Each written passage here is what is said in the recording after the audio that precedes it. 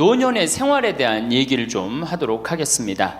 우리나라가 자식에 대한 관심은 세계에서 1등인데 노인에 대한 관심은 선진국 중에서는 꼴등인 것 같아요.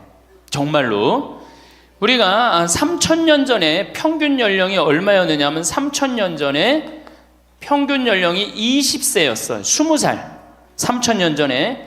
근데 1900년, 지금으로부터 100년 전에 평균 연령이 몇 세였냐면 47세였어요.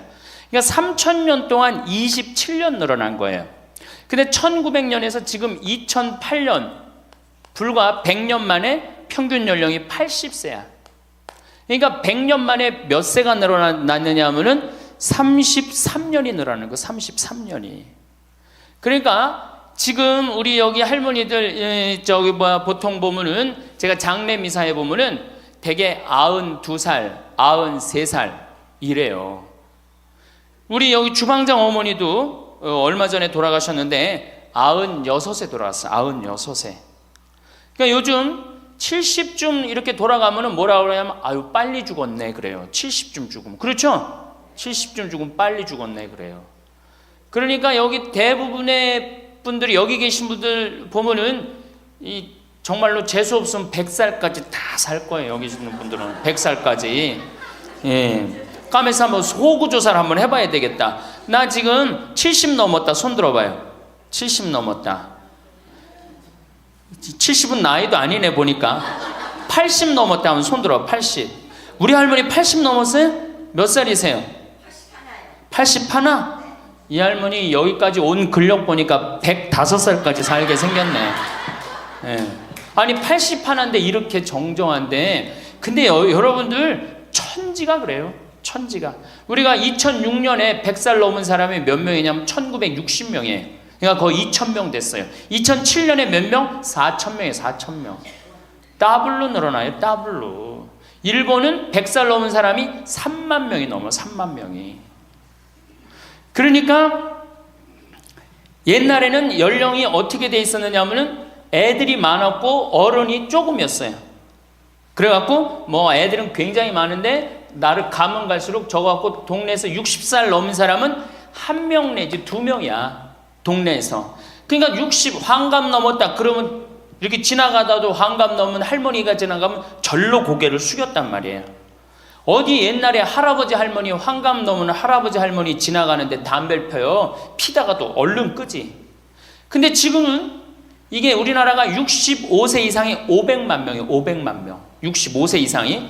그러니까 도표를 그리면은 이래 60세가 훨씬 많아. 65세가.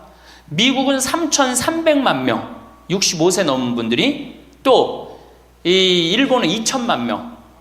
그러니까 존경을 하려고 해도 누굴 존경해? 이 수없이 많이 돌아다니는데, 옛날에 하나 둘이어야지 존경을 해야지. 지금은 천지가 할머니 할아버지들인데 누굴 존경해? 누굴 존경해? 그냥 길에 채이는 게 할머니 할아버지인데 존경할 수가 없는 거예요. 혹시 우리 늙은이들 왜 존경하지 않나 이렇게 섭섭해하는 할머니 할아버지들이 착각하는 거예요. 하나 둘이어야지 존경해지. 신부도 본당 신부가 하나니까 3000명 교우들이 존경하는 거예요. 본당 신부가 100명이다. 우리 본당에 신부가 100명이다. 존경할 거 안 할 것 같아. 채이는 게 본 신부인데, 근데 신부님 만나기 하늘의 별 따기보다 어려우니까 존경을 하는 거예요. 옛날에 할머니 할아버지들이 존경받았던 이유가 동네에서 거의 없었기 때문에. 중간에 다 죽었어. 근데 요즘 안 죽고 다 같이 가는 거야. 다 같이. 65세 이상이 500만 명이에요. 500만 명. 참고로 북한은 65세 이상이 몇 명이냐? 아니, 북한의 평균 연령이 몇 세냐? 지금 30세예요. 북한은. 우리나라는 80세인데. 그러니까 우리나라 사람들이 북한보다 50년 더 사는 거, 평균 연령이. 그러니까 여러분들 지금 남한에서 사는 거 감사해, 안 감사해요? 정말로 감사한 거예요. 우리가 지금 뭐 여러 가지 뭐 경제 불황이다 어쨌다 저쨌다 해도 6.25 끝날 때나 여러분들 해방될 때보다 지금 잘 먹고 잘 살아요, 못 살아요? 그때 비하면 너무너무 잘 먹고 잘 사는 거예요. 그런데도 우리가 불행하다고 생각한다면은 하느님이 축복을 엄청나게 줬는데도 그 축복의 가치를 모르는 거죠. 근데 어쨌든 우리나라는 지금 프랑스는 120년 동안 고령화가 천천히 진행됐어요. 근데 우리나라는 20년 만에 초고령 사회로 들어섰어요. 왜냐하면 우리나라가 왜 초고령 사회로 들어서느냐 하면은 우리나라가 먹을거리가 참 건강해요. 세계 5대 건강식품이 있는데 우리나라의 김치, 일본의 나또, 인도의 렌틸, 스페인의 올리브, 그리스의 요거트, 이게 세계 5대 건강식품이에요. 근데 그 중에 우리나라 식품이 뭐가 있어? 김치가 있단 말이야. 근데 인도의 렌틸이나 일본의 나또가 뭘로 만드냐면 콩으로 만드는 제품이에요. 근데 우리나라 콩으로 만드는 제품이 뭐가 있어? 된장, 간장, 고추장, 그리고 더 기가 막힌 건 뭐예요? 청국장 있잖아요. 청국장. 이 좋은 걸 먹으니까 죽어요, 안 죽어요? 안 죽는 거예요. 그러니까 다른 나라 120년 동안 가는 초고령 사회를 우리는 몇 년 만에 가는 거예요? 20년 만에 지금 가고 있어요.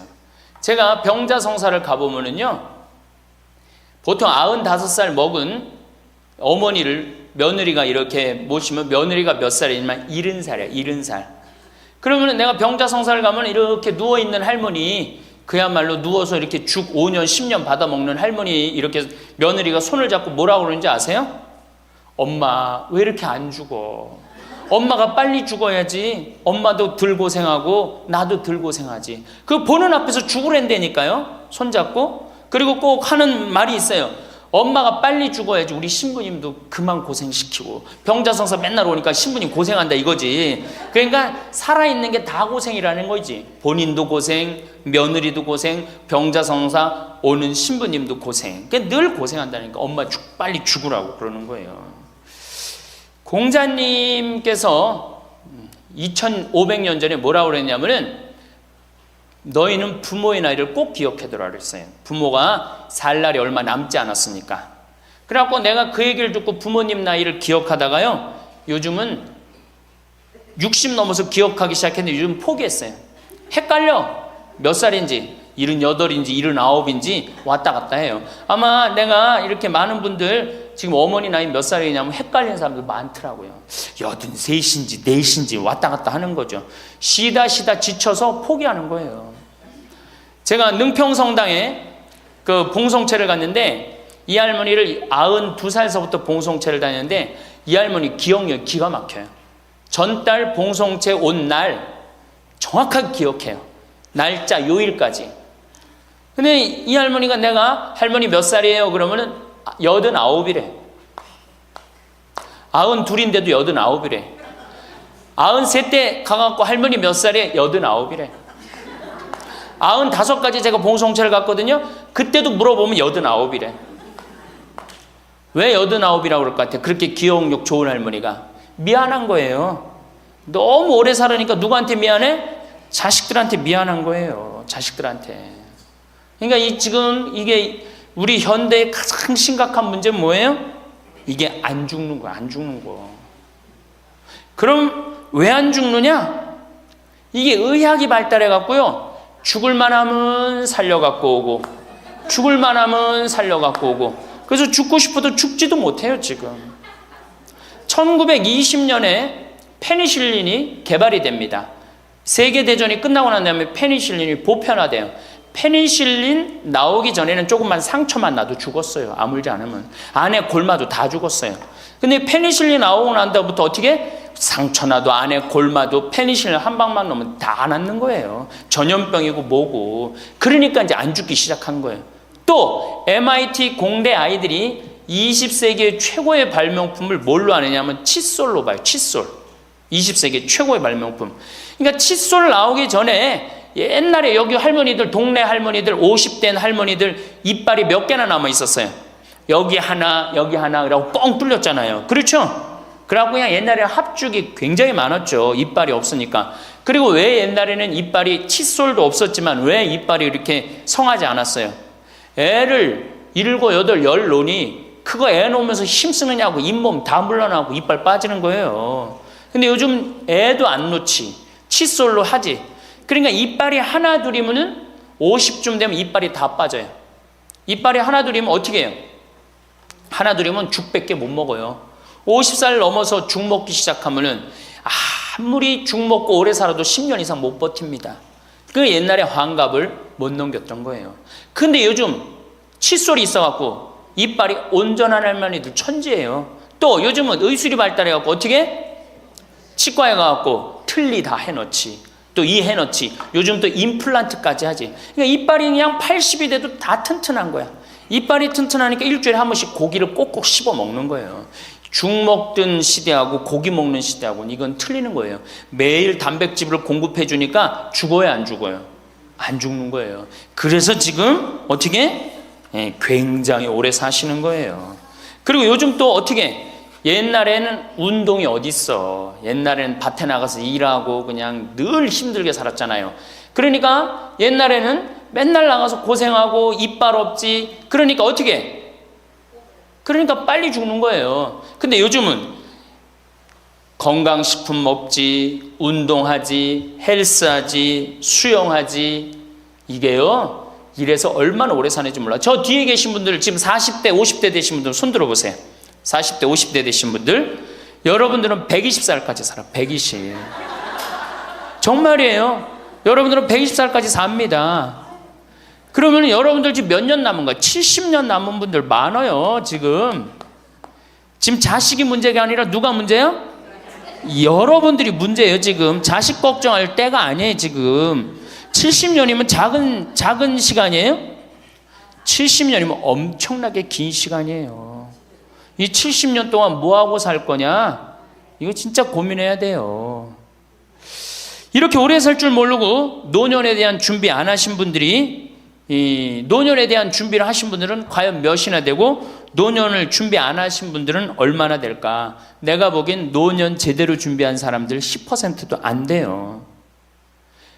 우리는 노년을 어떻게 준비하면 된다고 생각했어? 자식 하나 잘 키우면은 노년 준비 잘한다고 생각하고 있는 거예요.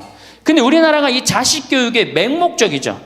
맹목적입니다. 이 세계에서 자식한테 이렇게 맹목적인 나라 없어요, 세계에서. 그러면은 우리 할머니들, 할아버지들이 왜 자식 교육을 맹목적으로 시켰느냐? 1900년도에 조선이 무너져 버려요. 그렇죠? 1900년도에 조선이 무너져 버려요. 그럼 조선 무너지기 전에 500년 동안 양반 상놈이 있었어. 그러니까 양반하고 상놈이 있었는데, 여기 계신 분들 뭐 다 지금 족보 있다고 그러죠? 나도 사실은 우리 집 족보 있다고 그러지만은 이게 얼마나 믿어야 될지 몰라. 왜냐하면은 조선시대 양반이 10%밖에 안 됐어요. 100명 중에 10명만 양반이었어요. 충청도가 10%, 경상도는 4%밖에 안 됐어요. 그러면 90%는 다 뭐야? 상민이야, 상민. 노예든 노비든 뭐 백정이든 전부 다 서름 받고 살았어요. 옛날에 노비가 얼마나 서름을 받고 살았느냐면은 말을 타고 지나가다가도 양반 집을 지나가면은 양반 이 담이 시작되는 곳에서 말에서 내려야 돼요. 말 타고 양반 못 지나가요. 그러면은 말을 끌고 가다가 양반 담이 끝나는 데서 다시 타고 갔어요. 만약에 그냥 말 타고 지나가다가 걸리면은 멍석마리로 맞았어요. 그러니까 그냥 수백 년 동안 서러웠던 게 1900년대 순식간에 무너져 버렸어. 양반, 상놈, 계급이 무너져 버렸단 말이야. 이제 뭐만 하면 출세할 수 있어? 공부만 하면 출세할 수 있었던 거예요. 공부만. 그러니까 그냥 공부만 하면 판검사 되면 모든 게 이제 내 원한, 그동안 수백 년 동안 쌓였던 원한 한을 다 풀 수 있다. 그래갖고 이제 나는 못 먹어도 논 팔고 소 팔고 정말 나 먹고 싶은 거 쓰고 싶은 거 못하는 한 있어도 누구는 교육시켜? 자식은 교육시키겠다, 이거. 자식은. 그러니까 그냥 있는 돈 없는 돈 팔아서 마련해 갖고 여러분들 어떻게 했어요? 자식 공부를 시킨 게 바로 여러분들 세대예요. 여러분들이 정말로 내가 이렇게 오래 살 줄 모르고 자식 하나 출세시켜 갖고 그동안 수백 년 동안 서름을 다 날려버리겠다. 그래 갖고 우리나라가 교육률이 세계에서 최고로 높았던 거예요. 근데 지금 젊은 사람들은 왜 그러는지도 모르고 지금은 무조건 그 전통을 이어받아 갖고 자식한테 미쳐서 교육을 시키는 거고, 지금 젊은 사람 30대 40대는 할머니 할아버지들 세대는 그 서러움을 날려버리고 싶어서 자식을 교육을 시켰던 거예요. 그렇게 이렇게 있는 돈 없는 돈 다 들여갖고 자식을 출세를 시켰어. 출세를 시키면 호강할 줄 알았는데 자식이 출세하면은 호강합니까 안 합니까? 제가 이제까지 사목 경험에 의하면은 출세한 자식일수록 부모를 더 안 모십니다.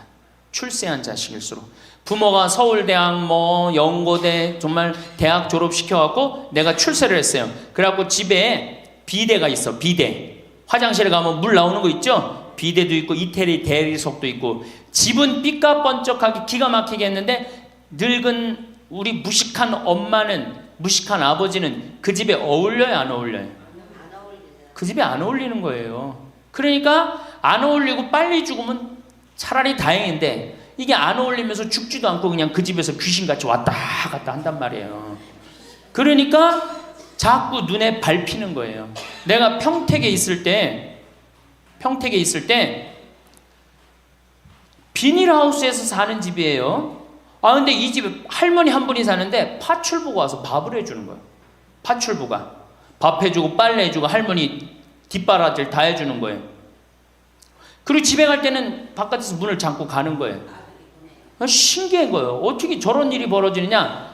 또 봉송체도, 성당 다녀고 봉송체도 하고. 알고 봤더니 아들이 서울에서 100억대 재산가야. 집은 정말 으리으리한 집이야. 근데 그 무식한 할머니가 그 집에 어울려요 안 어울려요? 안 어울리는 거야. 그러니까 이건 그래도 그 자식이 양심은 있어갖고 엄마는 내다버릴 수는 없고, 그러니까 서울에서 평택에다가 비닐하우스를 줘갖고 파출부 하나 있어. 거기다 갖다 놓고 그냥 내다버릴 수는 없고 어떻게 그냥 그렇게 모시는 거예요.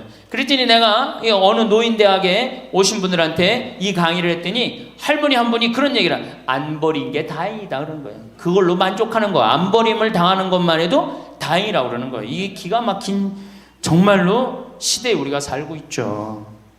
여기 우리 할머니 할아버지들 내 자식이 특히 아들 자식, 내가 이 아들에 대한 아주 그 혐오감이 있는데 아들 자식 출세시키면은 내가 호강할 것 같죠? 가만히 생각해봐요. 아들을 기가 막히게 잘 키워서 서울대학 나왔어. 의사가 됐어. 판검사가 됐어. 그러면은 어떤 할머니가 그래요. 아들 자식 잘 키우면 잘 키울수록 여우 같은 년이 나타나서 낚아채 간다는 거예요. 아들 자식을 잘 키우면 잘 키울수록 여우 같은 년이 나타나서 낚아채 간다는 거예요. 근데 가만히 생각해보니까 그 말이 맞는 것 같아요. 왜? 아니 의사하고 판검사면은 이쁘고 귀하게 자란 집 딸이 낚아채 갈 거 아니야. 다 그렇게 결혼하지 않아요? 그럼 그걸 어떻게 해? 그냥 자식 뺏기는 거예요. 그래서 딸을 둘 놓으면 금메달, 아들 하나 딸 하나 놓으면 은메달, 아들만 둘 놓으면 목메달이에요. 그래서 아들만 둘 놓으면 목메달이에요. 여기 얼마 전에 굉장히 재미난 통계가 나왔어요. 아들은 늙은 부모를 54% 구박한대요.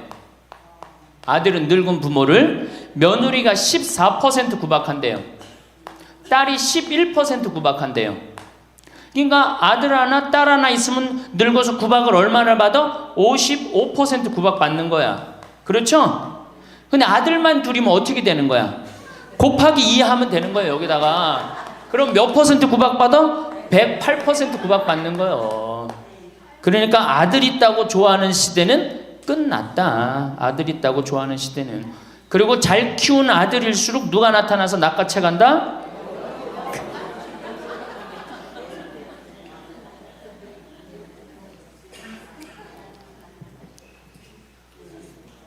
물론 아들이라고 다 불효자는 아니에요. 물론 제가 이렇게 목욕탕 이렇게 가보면은요 정말 기가 막힌 아들을 많이 봐요. 80, 90된 아버지를 60된 아들이 모시고 와갖고 다 때 밀어드리고, 그 다음에 온탕에 들어갈 때도 손 한번 대보고 아버지 여기 괜찮다고 그러고, 끝나면 또 온몸에 로션 다 발라주고 이 옷 입혀가는 그런 자식들 참 많이 봐요. 기가 막힌 효자들도 있어요. 또 음식점에 가보면은 큰 늙은 그냥 꼬부랑 할머니 모시고 와갖고 고기 구워서 입에 넣어드리는 자식들도 참 많이 봐요.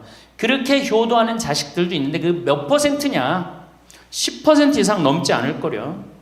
우리 집도 이 둘째 아들이 기가 막힌 효자예요. 내가 봐도 참 효자예요. 좋은데 구경시켜드린다고 그 시와오 갈대숲 그리고 회도 사드리고 시간 되면 여행도 모시고 기가 막혀요. 근데 그런 아들이 몇이나 되겠느냐? 제가 보기에는 그렇게 많지 않아요. 제가 비산동에서 고자 신부할 때 고해성사 들어보면 맨 자식 욕하는 할머니들 천지였어요. 맨. 우리나라가 자식에게 이 사교육비로 쏟아붓는 돈이 세계 1등입니다. OECD 국가, 경제개발협력기구 국가 중에 1등이에요. 1등. 올해도 자식한테만 사교육비가 얼마 들어가? 20조 원을 쏟아넣었어요. 공교육비 말고 학교 가는 학비, 책값 이런 거 말고 학원 보내고 과외시키는 것만 20조 원을 쏟아놓은 거예요.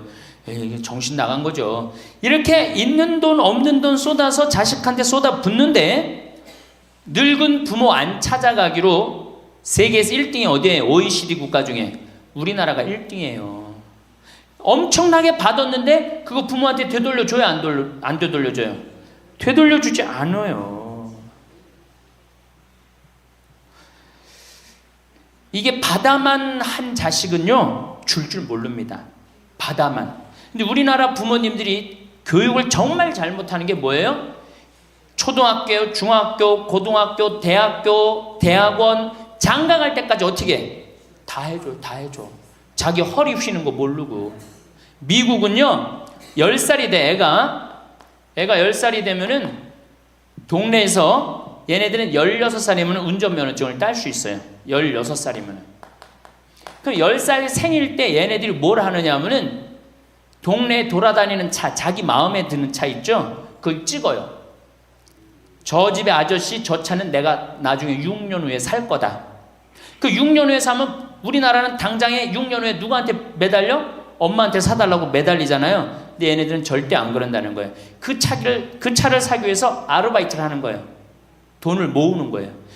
이 미국의 대학생들은 아르바이트를 36% 하는데 우리나라 대학생들은 아르바이트를 5%밖에 안 해요.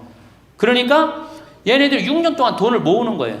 그러면은 자기가 그 차를 찍으면 그 차 주인은 알고 있어요.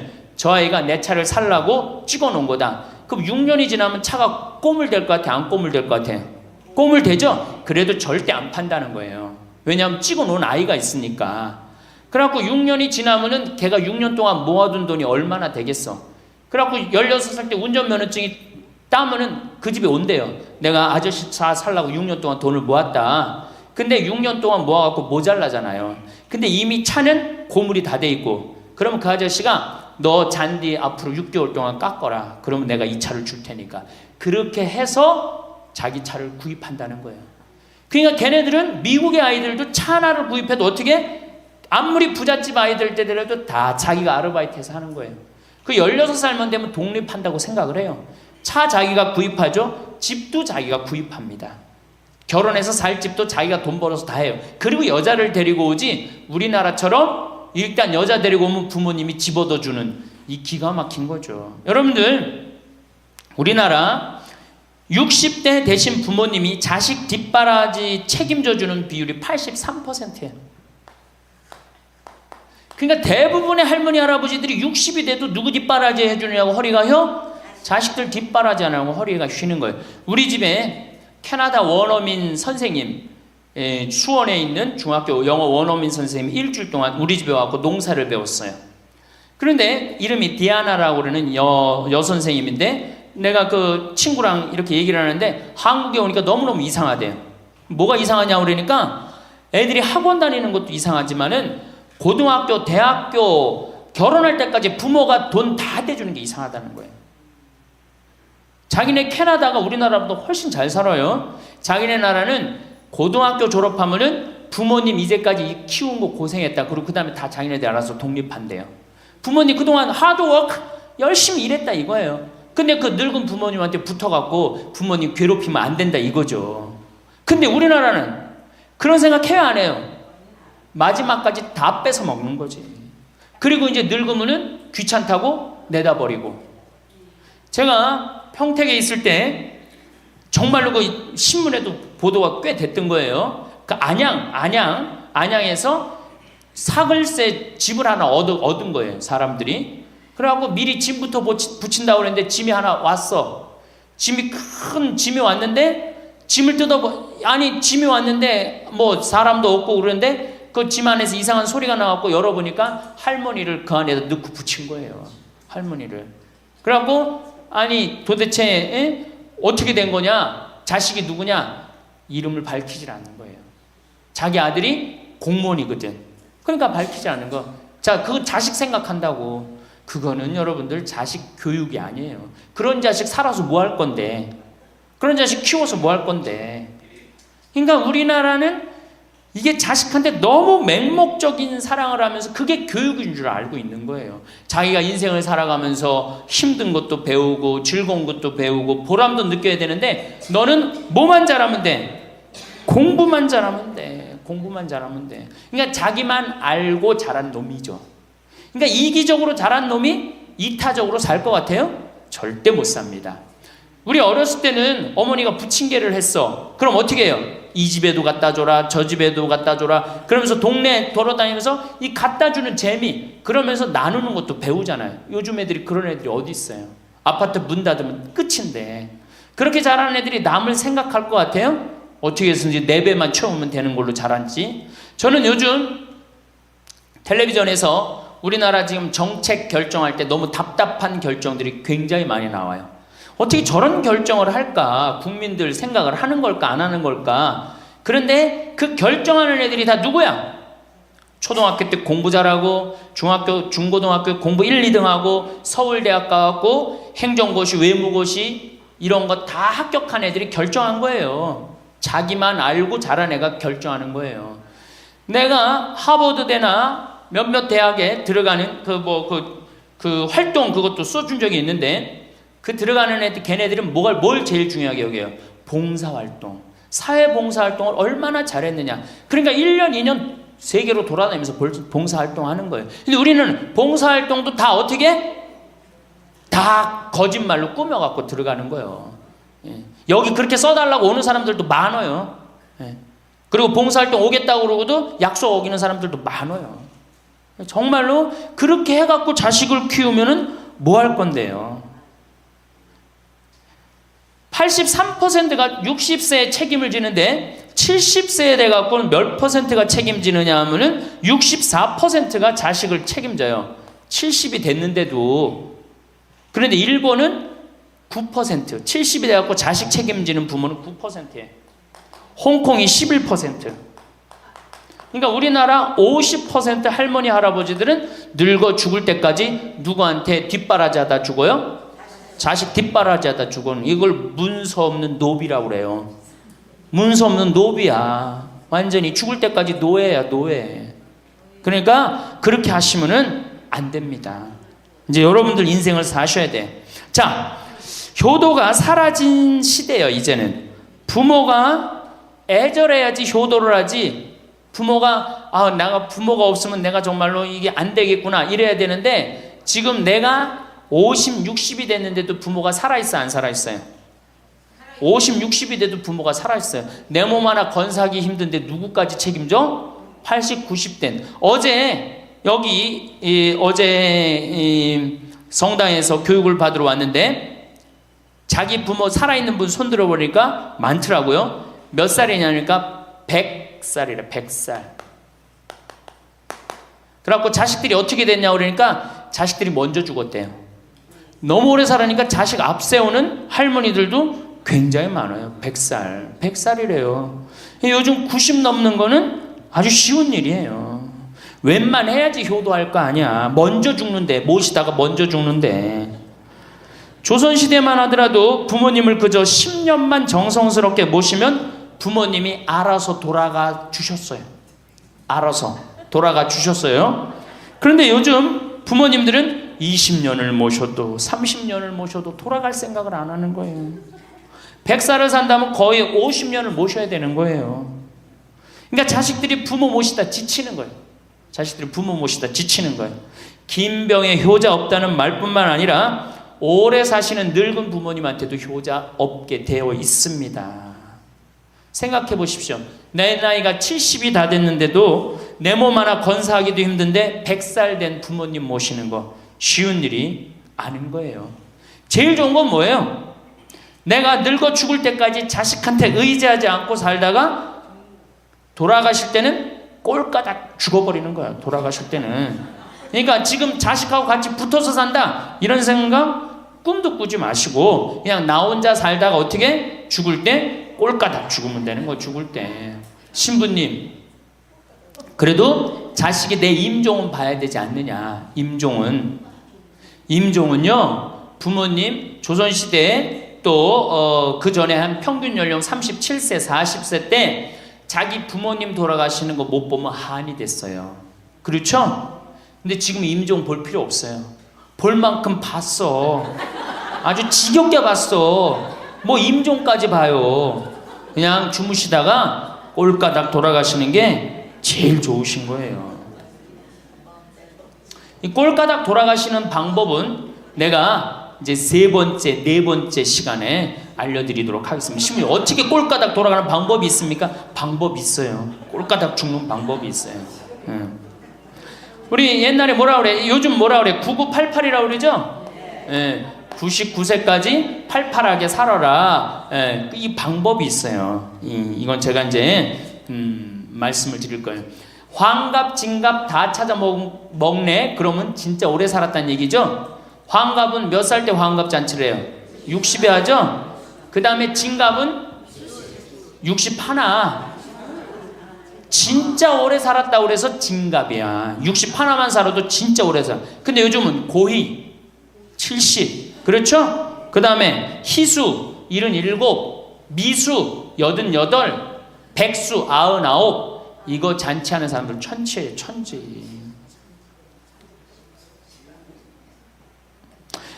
자식 하나 대학 졸업시키는데 드는 돈이 약 3억 정도 들어가요. 3억.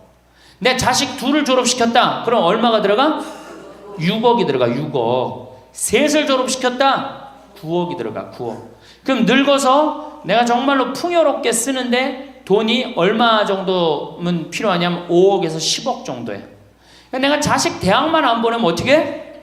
내가 풍요롭게 쓸 수 있는 거예요. 저 뒤에 계신 젊은 분들 대학 보낼 생각하지 마세요. 여러분 우리나라가 고등학교 졸업해갖고 대학교 들어가는 게 83%가 고등학교 졸업하는 아이들이 대학 가요. 우리나라보다 훨씬 잘 사는 일본이 고등학교 졸업하고 대학 얼마 들어가? 50% 들어가요. 그 다음 유럽이 대학 졸업하고 30% 들어가요.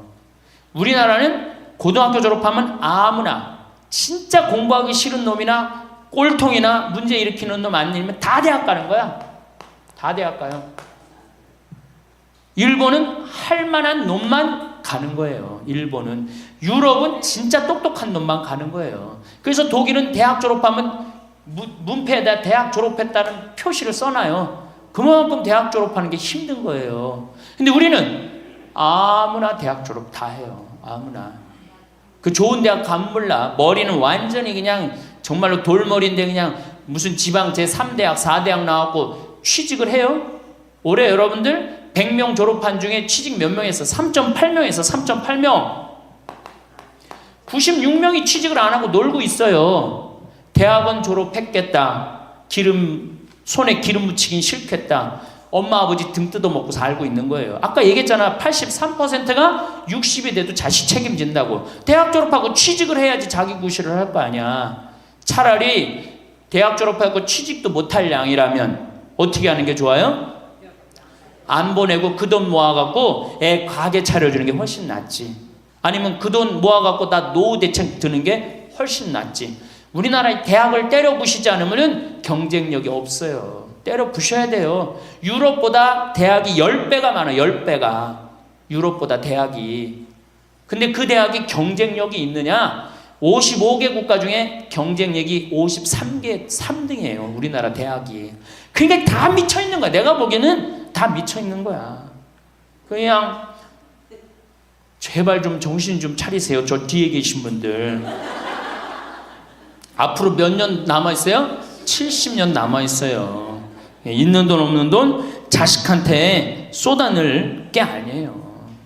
우리 할머니 할아버지들 자식 걱정해서 자식들한테 잔소리한들 자식들이 귀담아 듣습니까? 챙겨나면 귀담아 들어야 안 들어요? 뭐 한다 그래? 노망 떤다 그러지. 우리 엄마 아는 것도 없고 무식한데 웬 챙겨를 이렇게 하느냐고 엄마나 잘하라고 그러고 구박하죠. 그러니까 지금 우리 할머니 할아버지들도 자식 걱정할 때가 아니야. 이제는 누구 걱정해?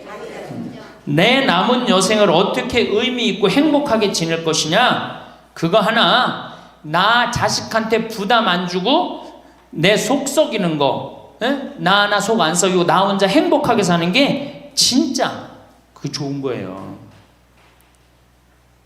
제가 외국 여행 다녀보니까 선진국에서 돈 쓰는 사람들은 다 할머니 할아버지들이에요. 백화점에서 양장 사 입고 양복 사 입는 분들 다 누구야? 할머니 할아버지들이에요.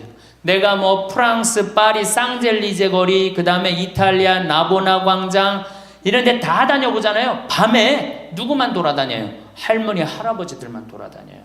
거기서 다 팔짱 끼고 나와서 와인 마시고 맥주 한 잔 마시고 그리고 들어가세요. 우리나라 명동 밤거리에 누구만 돌아다녀요? 젊은 애들만 돌아다니죠? 할머니는 그 시간에 뭐해? 뒷방에 쥐처럼 웅크리고 있는 거예요. 정말로. 그래갖고 명동에 나가면 할머니들 할아버지도 구경할 수 없는데 탑골공원에 가보면 할머니들이 거기서 뭐하고 비둘기하고 놀고 있잖아. 놀아주는 사람도 없으니까 비둘기하고 놀아주고 있는 거예요. 제발 그러지 마시고 가지고 있는 거 쓰고 돌아가세요. 쓰고. 그리고 제발 다니세요. 그리고 우리 할머니들 지금 오늘 1박 2일 이렇게 나와주는 거 이거 며느리한테 굉장히 좋은 거예요. 나 며느리랑 산다 한번 손 들어봐. 며느리랑 사는 분은 가능한 한 집에서 자꾸 나가주는 게 좋은 거예요. 하루라도 집을 비워주는 게 며느리가 좋은. 생각해봐. 30년 40년 시어머니하고 같이 산다고 생각을 해봐요. 아침부터 저녁까지 그냥 얼굴 마주보고 산다고 생각해봐. 얼마나 힘들어. 귀 있을 때마다 뭐 해주는 게 좋아? 나가주는 게 좋은 거예요.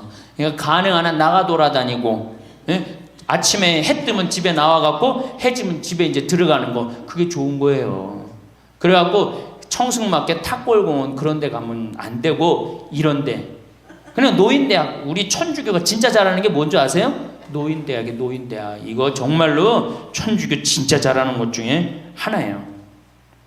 우리나라 경제가 왜 안 돌아가는 줄 아세요? 할머니 할아버지들이 돈을 안 써서 경제가 안 돌아가는 거예요. 할머니 할아버지들이 돈을 안 써서 경제가 안 돌아가는 거 생각을 해봐. 옛날에는 할머니 할아버지들이 조금밖에 없었잖아요. 쓰면 얼마나 써, 이 할머니 할아버지들이. 애들이 돈 썼잖아요. 근데 지금은 어때? 이렇단 말이야. 이 500만 명이 돈을 안 쓴단 말이야. 돈을 왜 안 써? 돈을 왜 안 쓰냐면은 내가 가지고 있는 집 이거 누구한테 물려주려고 안 쓰는 거야? 자식한테 물려주려고 안 쓰는 거야. 이거 은행에다 맡기고 이거 쓰면은 우리나라 경제 돌아갈 것 같아? 안 돌아갈 것 같아요? 팍팍 돌아갑니다. 팍팍. 할머니들이 여행도 많이 다니고 옷도 많이 사고 맛있는 것도 많이 사고 사 먹고 그러면 경제 팍팍 돌아가. 아 근데 이 500만 명이 돈을 깔고 뒷방에 딱 그냥 눌러 앉아서 안 쓰네. 그러니까 경제가 안 돌아가는 거예요. 다 쓰시다가 돌아가실 때 통장에 500만 원만 남겨놓고 돌아가세요. 500만 원만 통장에 다 쓰다가 신부님 500만 원으로 무슨 장례를 합니까? 부주금 들어오잖아. 부주금. 이 부주금 갖고도 싸우는 사람 많아요. 네가 더 갔느냐 내가 더 갔느냐 그리고 싸우고 앉아있다고. 세상에 부모 돌아가셨는데 부주금 갖고 그래갖고 형제끼리 싸워갖고 죽고 그러는 경우도 많아요. 얼마나 이게 우리나라가 지금 정말 불행한 거예요. 다 쓰다가 통장에 얼마만 남기고 죽어? 500만 원만 남기고 죽을 때 어떻게 죽어? 꼴까닥 죽어버리란 말이야. 다 쓰다가 통장에 500만 원만 남으면은 꼴까닥 죽게 돼 있어요. 근데 안 쓰고 뒷방에 들어 앉으면은 10년, 20년 벽에 똥치라고 사는 거예요. 저는 우리 형제들한테 이미 공표했어요. 어머니가 돌아가시든지 아버지가 돌아가시든지 부주금 들어오면 형제들이 한 푼도 손 못 댄다. 그거 내가 다 가지고 과원이나 양론에 집 한 채 줘준다. 어머니 이름이나 아버지 이름으로. 얼마나 멋있어. 그렇게 멋있게 살다가 가야 되지 않아요? 이건 죽으나 사나 내 자식밖에 모르고 사니 이게 얼마나 나라가 빡빡하고 답답해요. 우리나라 그냥 다른 빌 게이츠 240억 달러를 사회에 기증해놨잖아요. 우리나라는 어떻게 한 푼이라도 더 자식한테 재산, 돈 많은 사람들이 재산 자식한테 더 준다고 편법 쓰고 불법 쓰고, 아 정말 얼마나 답답해요. 우리 할머니들은 다 쓰다가 통장에 500만 원만 남기고 죽든지, 만약에 죽으려고 그랬는데도 아직도 돈이 남았다 그러면은 본당 신부한테 갖다 줘. 에? 여러분 한신민한테 갖다 주란 말이야.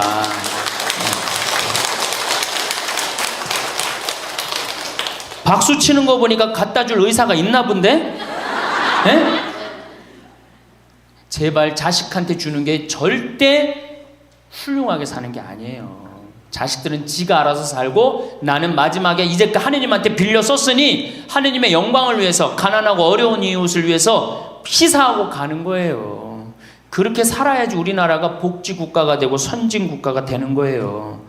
부자 부모가 돌아가면은 국가 재산의 반은, 본인의 재산의 반은 국가가 갖고 와 써보지도 못하고, 나머지 반은 네가 더 갖느냐 내가 더 갖느냐 형제끼리 싸워갖고 원수가 돼갖고 서로 만나지도 않아요. 네, 만나지도 않아요. 근데 가난한 집 부모가 돌아가면은 이제 우리 부모 돌아갔으니까 우리밖에 안 남았다. 서로 나눠 가질 것도 없으니까 싸우지도 않고 어떻게 우애가 더 좋아진단 말이에요. 그걸 누가 만들어?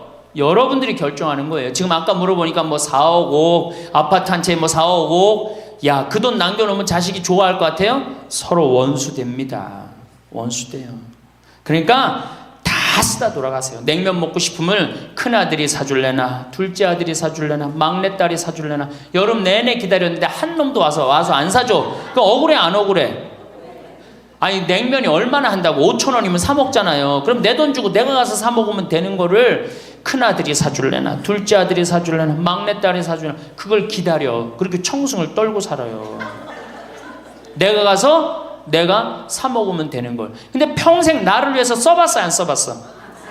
이젠 써보세요. 나를 위해서 쓰는 연습을 하세요. 그래야지 나라 경제가 돌아가는 거예요. 나무는 뿌리가 썩으면은 나무는 튼튼하지 못해요. 열매는 맺을 수가 없어요. 근데 우리나라는 지금 뿌리 썩어요 안 썩어요?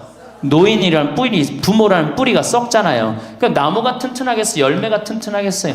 이 열매들 내가 보기에는 요즘 중고등학교 젊은 애들 다 썩었다고 표현하면 좀 과할지 모르지만 내가 보기엔 96%는 대학까지 졸업하고도 놀고 앉아 있어요.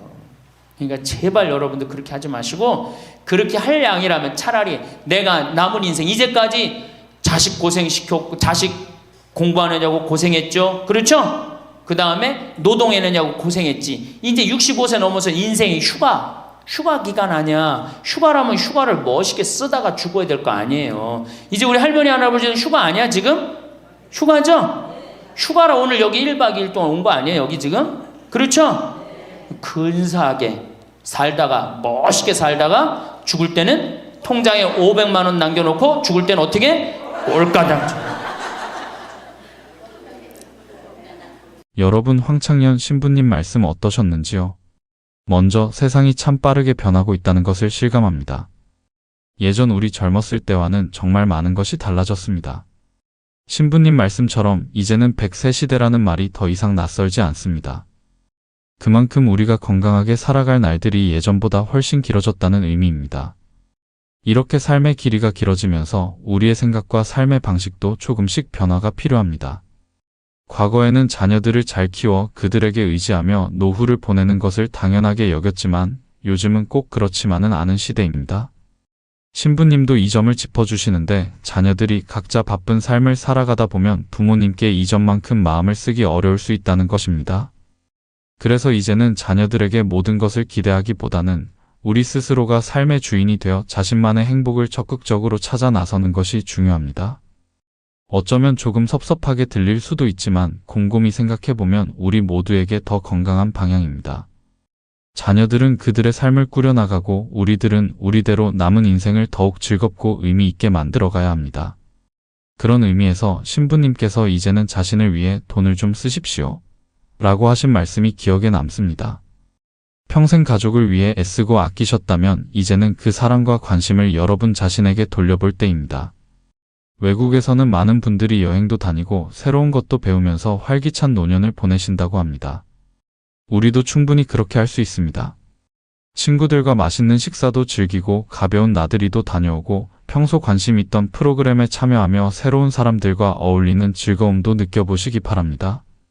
모아둔 것을 자녀에게 물려주는 것도 좋지만 살아있는 동안 스스로를 위해 충분히 사용하며 행복을 누리는 것이야말로 정말 지혜로운 삶입니다.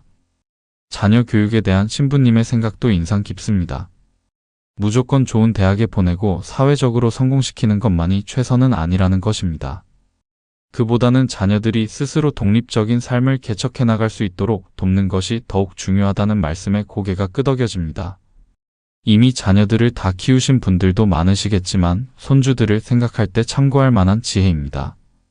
그리고 마지막으로 삶의 마무리에 대한 이야기도 빼놓을 수 없습니다.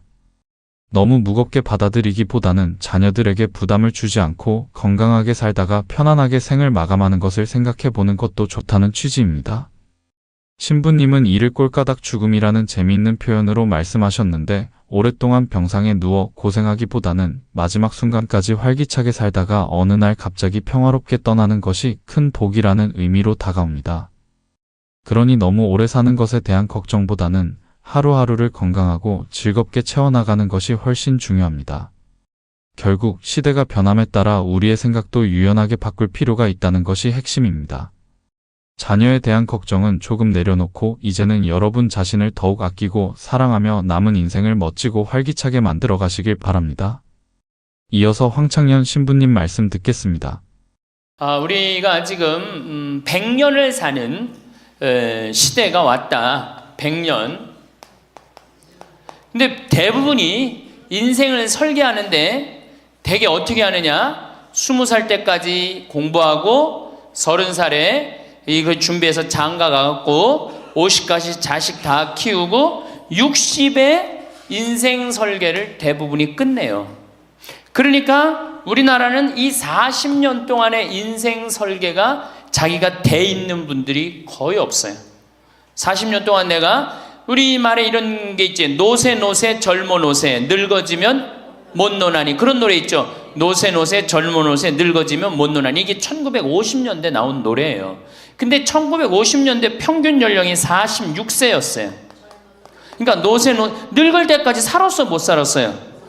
60 동네에서 아까 말씀드렸듯이 하나둘이에요. 하나둘. 그러니까 노세 젊어 노세 늙어지면 못 노나니. 왜 못 놀아? 빨리 죽으니까. 근데 이 노래가 틀린 노래예요. 어떻게 불러야 되냐? 노세 늙어지면 안 죽나니. 안 죽어. 안 죽어. 그대로 가는 거예요. 그대로. 그러니까 노세 늙어지면 안 죽나니. 그러니까 이제 우리 할머니들은 자식들도 다 키웠고 노동도 끝났고 내가 말했듯이 할러데이 휴가 받은 거. 인생의 휴가. 이 휴가 받은 이 인생 동안 뒷방에 쭈그리고 살 것이냐, 다녀보지 못한 데 다니고 먹고 싶은 거 못 먹은 거 먹고 다닐 거냐는 누가 결정하냐면 할머니들이 결정하는 거예요. 할머니들이. 내가 남은 이 재산을 가지고 정말로 즐겁게 쓰다가 죽을 땐 정말 행복하게 죽을 거냐, 아니면 70부터 90까지 뒷방에 쭈그리고 앉아서 원망만 하고 저주만 하다가 죽을 거냐. 이게 차원이 굉장히 틀린 거예요. 그래서 우리가 인생을 한 번쯤 내 앞으로 20년이 남았다, 30년이 남았다, 이걸 한 번쯤 깊이 생각해 볼 필요가 있는 거예요. 그래서 이제 나이를 먹으면은 이제 뭐가 문제냐면은 외로움이 제일 먼저 찾아옵니다. OECD 국가 중에 우리나라가 노인 자살률이 1위입니다. 잘 사는 나라 중에 1위예요.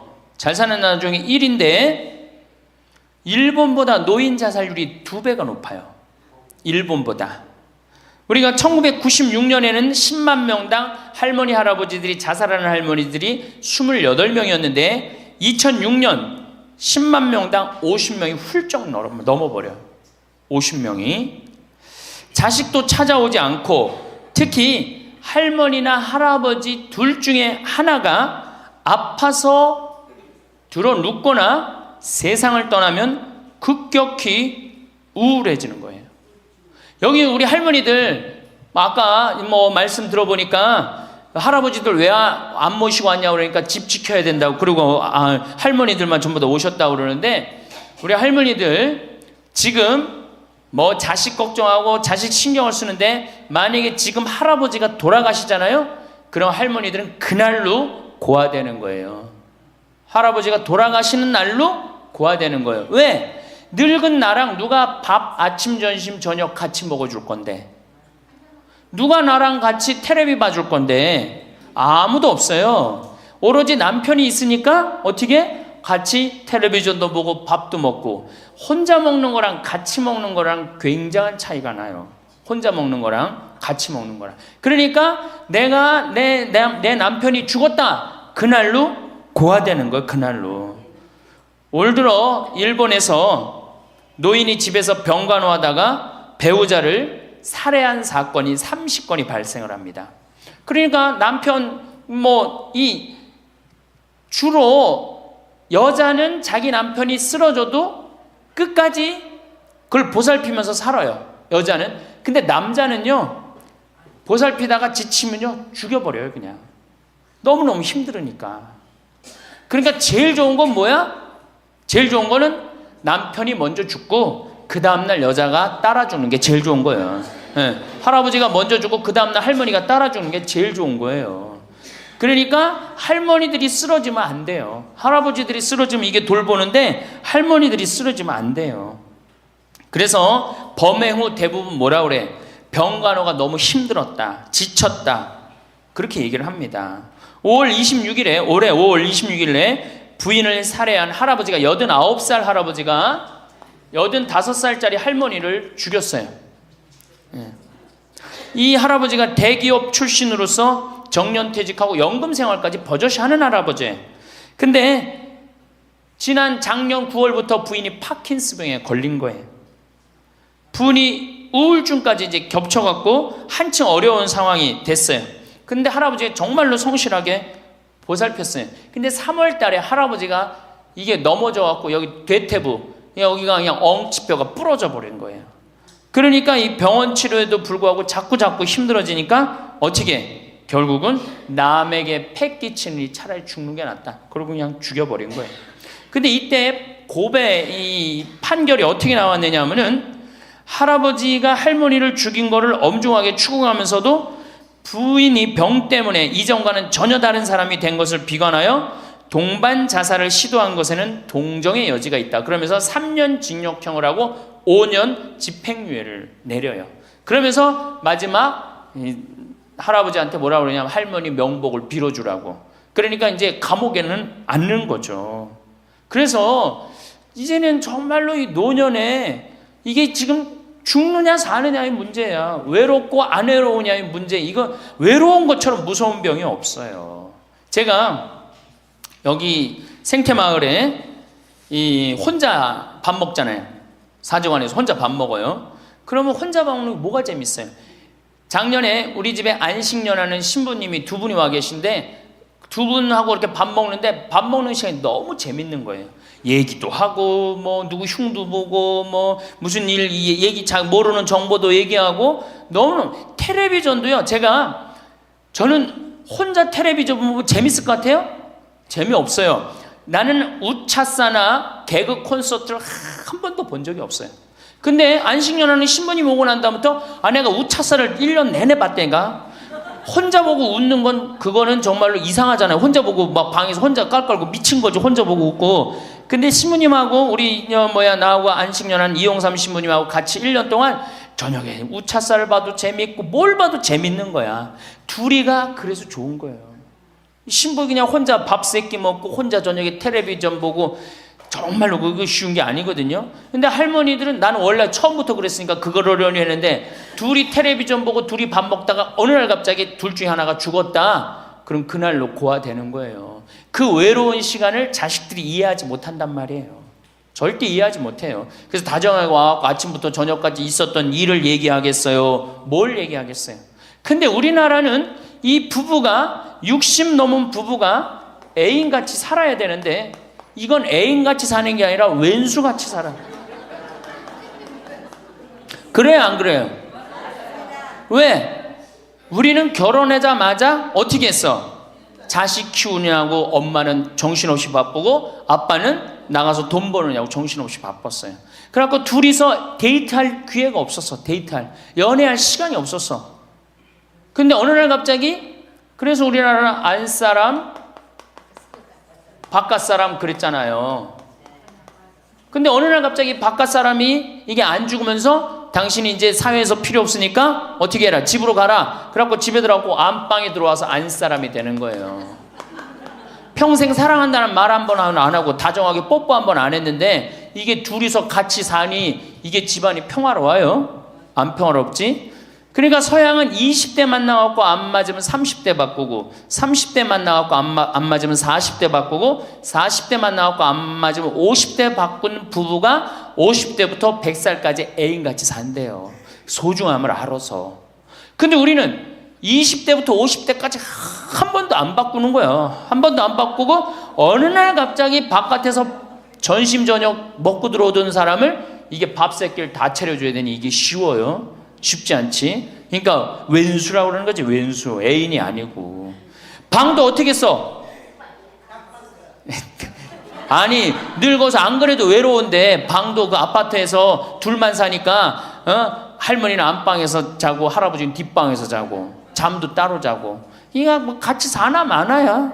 사나 마나야. 그 지금 우리 할머니들 보약을 해줘도 누구한테 해주는 게 제일 좋아요? 할아버지한테 해줘야 돼요. 다정하게 해줘야 돼요. 그 있는 것 자체만 해도 얼마나 큰 위안인데요. 제가 87년도에 이 노원에 있는 그러니까 옛날에 이 상계동, 하계동 이렇던데요. 거기 맹인 재활원이 있었어요.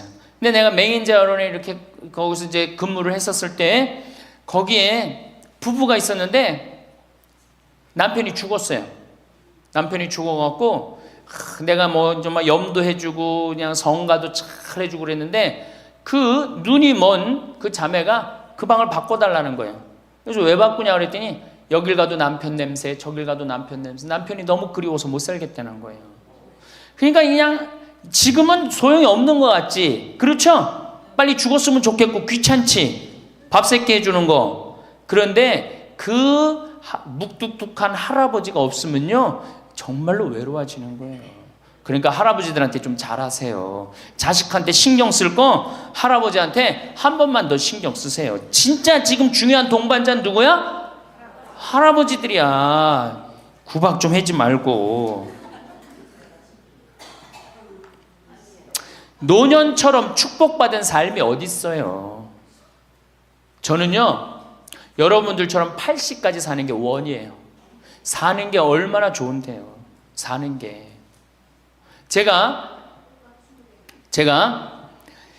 신학생 때 몸이 안 좋았어요. 건강이 안 좋았어요. 우리 뭐 15년 전에 우리 할머니들 나 봤을 때 내가 47kg였어. 47kg. 근데 지금 57kg야. 그러니까 신학생 때 내 이 허리띠가 여기에 정상적으로 있었던 적이 없어요. 여기 앉아있으면 여기 어디가 있고 딴 날은 여기가 있고 허리띠가 제자리를 잡은 적이 한 번도 없어요. 그러니까 내 동창 신부들이 이제 내일 모레 오는 호계동에 우리 최영남 신부하고 작년에 나하고 같이 살던 이용삼 신부가 신학생 때 그랬어요. 너 신부 돼갖고 40살까지 살면 이별 여행 가준다 그랬어요. 40살까지만 살아라 이거지. 그때까지 못 살 줄 알았거든. 내일 모레 죽을 것 같이 보였거든요. 그래서 40살까지 살면은 큰 컨테이너 트럭 하나 거기다가 먹을 거 침대 다 해갖고 세계 구경시켜주겠다 그랬어요. 근데 내가 신부가 되고부터 건강해지기 시작하는 거예요. 그러더니 그 비산동에서도 좀 건강해졌는데 이제는 여기 이제 평창에 와서 흙집에서 사니까 완전 건강해진 거예요. 그래서 내 목표가 40에서 바뀌었어요. 80으로. 왜? 이게 건강하고 보니까 사는 게 너무너무 좋은 거예요. 밥도 맛있고 정말 매일매일 이렇게 행복할 수가 없어. 이게 오래 사는 건 큰 축복이에요. 할머니 할아버지들 지금 6.25 전쟁통에 안 죽었지, 교통사고로 안 죽었지, 암으로 안 죽었지, 지금까지 사는 건 하느님의 은총 축복 아니면 지금까지 못 살아요. 이 좋은 축복의 시간을 어떻게 살아야 돼? 행복하게 살아야 될 거 아니야. 그러니까 이 행복한 방법을 잘 알아야 돼요. 근데 노년에는 스스로 잃어버리는 게 너무 많다고 생각을 해요. 나이를 먹을수록 우리는 더 많은 슬픔을 견뎌야 하고 더 많은 것을 잃는다. 상실은 그야말로 노년의 가장 두드러진 단면이다.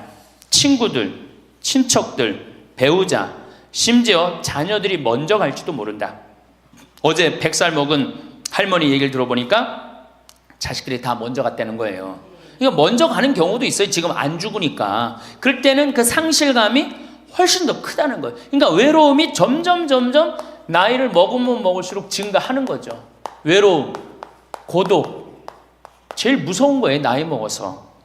상실은 단순히 죽음만을 뜻하지 않는다. 삶의 모든 측면이 상실의 영향을 받는 듯하다. 상실은 사회적, 경제적인 것에 국한되지 않는다. 그러니까 자꾸 내가 잃어가는 거, 육체적인 상실도 있다. 눈이 침침해지고 독서나 운전이 어려워져서 많은 즐거움을 주었던 활동이 곤란해진다. 노년은 외모에도 영향을 준다. 젊었을 땐 피부도 뽀얗고 정말 얼마나 예뻤어요. 여기 보니까 젊었을 때 한 미모 했을 할머니들이 내가 보니까 굉장히 많어. 뭐 기가 막혔을 텐데 외모에도. 상실을 경험한 사람들은 그들의 경험을 다른 사람들과 나눌 수 있어야 한다. 다른 모든 형태의 활동과 마찬가지로 이것도 기도하는 마음으로 겸손하게 해야 한다. 그래서 이 외로움, 상실, 이때 가장 중요한 게 누구냐면 친구라는 거예요. 이 친구랑 함께 나누는 것처럼 중요한 게 없다는 거예요. 그런데 나이를 먹으면은 자식하고 같이 살다 보면 자식 이사 갈 때 이사 가요 안 가요? 따라가요 안 가요? 자식 이사 갈 때 따라가고 친구 한둘 죽기 시작하고 그러면서 자꾸 친구가 멀어지는 거예요. 이거 굉장히 안 좋은 거예요. 그래서 저도 우리 어머니 아버지 지금 수원 정자동에 사는데 아무데도 이사 가는 걸 제가 권하지 않아요. 거기서 30년 동안 살았는데 거기 친구들이 얼마나 많아요. 친구들하고 같이 살다가 친구들하고 어울려서 얘기도 하고 칼국수도 먹고 술도 한잔하고 그러시다가 그 동네에서 돌아가시라는 거예요. 미국 하버드 대학에서 이런 프로그램이 나왔어요. 그래서 살던 데서 죽도록. 우리가 늙으면 양로원 가면 되지 뭐 이러는 생각 많이 하시죠? 그런데 미국에서는 양로원 가는 게 10%도 안 돼요. 다 자기 살던 집에서 죽어요. 그게 가장 노년에 좋다는 거예요. 그러니까 할머니들도 어디 이사 갈 생각하지 말고 어떻게 살던 데서 살다가 죽는 게 제일 좋은 거예요. 누구랑? 친구랑. 아니 손자가 같이 놀아줘, 아들이 같이 놀아줘. 손자는 학원 다니기 바쁘고 학교 다니기 바쁘고 근데 언제 같이 놀아줘? 그놈은 손자한테 용돈 줄 돈 있으면 그 돈 가지고 친구하고 냉면 사 먹는 게 훨씬 나은 거예요. 정신 똑바로 차려. 지금 막걸리 먹고 해롱해롱 할 때가 아니에요 지금.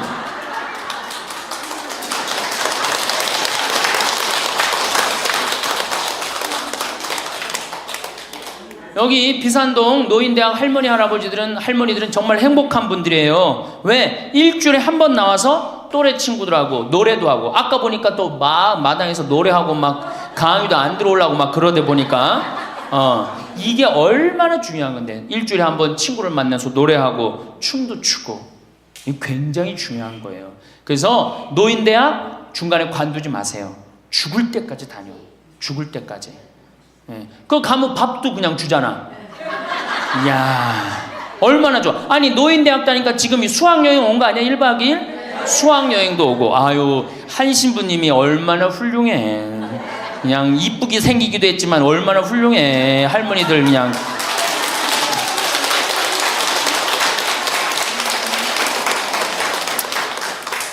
그래서 나는 우리나라 교육제도에 불만이 굉장히 많아요. 왜냐? 초등학교 6년, 중고등학교 6년, 대학교 4년 배워서 60까지 먹고 사는 거예요. 그렇죠? 초등학교 6년, 중고등학교 6년, 대학교 4년 배워서 60까지 울고 먹는 거예요. 그럼 25에서 60까지. 그 보통 한 30살 되면은 한 30년 울고 먹고 사는 거예요. 자, 60부터 지금 100살까지 살아. 그럼 몇 년이야? 40년이죠? 이 40년 울고 먹으려면 어떻게 해야 돼? 다시 학교 다녀야 돼요. 배워야 된다는 얘기예요. 그래서 여러분들 지금 대학 다니는 거 아니야? 노인대학? 그렇죠? 그러니까 이 노인대학이 천주교가 제일 잘하는 것 중에 하나가 뭐예요 지금? 노인대학이에요. 정말로 잘하고 있는 거예요. 저는 우리나라 교육제도에 불만이 많은 사람이에요. 초등학교 6년, 중고등학교 6년, 대학교 4년을 배워서 60까지 산다면 60부터 100살까지 살려면 정규 학교가 생겨야 돼. 60부터 3년, 4년제 학교를 다녀야 돼. 그래서 지금 초등학교를 세우는 게 중요한 게 아니라 시니어, 노인 대학을 전부 다 동네마다 학교에 세워갖고 60살 되면은 아예 여기 의무 교육을 해야 돼. 4년 동안 배워갖고 나머지 100년, 40년 살 거를 재산 관리는 어떻게 하고, 건강 관리는 어떻게 하고, 친구 관리는 어떻게 하고, 본인이 이제까지 살아온 그 재능을 어떻게 키워주는 거. 그래서 이 학교 안 나오면 살지 말어, 100살까지. 60살 넘어서 이 학교, 정규 학교 졸업하고 나면은 100살까지 살 자격증을 줘야 돼요. 그럼 모르고 그냥 살면 어떻게 해. 그래서 저는 이 정규학교, 우리나라가 진짜 훌륭한 나라 되려면은 60살 넘어서 동네마다 정규학교 난 세워야 된다고 생각해. 그리고 이 졸업장을 가져야만이 100살까지 살아야 돼요. 지금 한심하게 사는 할머니들 얼마나 많아요. 얼마 전에도 어떤 남편이 굉장히 훌륭한 남편인데 돌아가셨어요. 근데 재산을 확실하게 정리를 못하고 죽은 거예요. 그 할머니 혼자 남았는데 자식이 서로 재산 분가한다고 싸워갖고 재판에 걸어갖고 할머니가 여기 가서 재판정에 서고 저기 가서 재판정에 서고. 이게 학교를 졸업하지 못해서 그래. 이 정규 학교를. 우리나라가 이 정규 학교가 없어서 그래요. 그러니까 우리 할머니들은 이 학교를 다녀야 되는데 우리나라 지금 교육제도가 지금 안 하고 있잖아. 그러니까 안 하니까 성당의 정규 학교라도 다 노인대학 다니라 이거예요. 절대 관두지 마세요.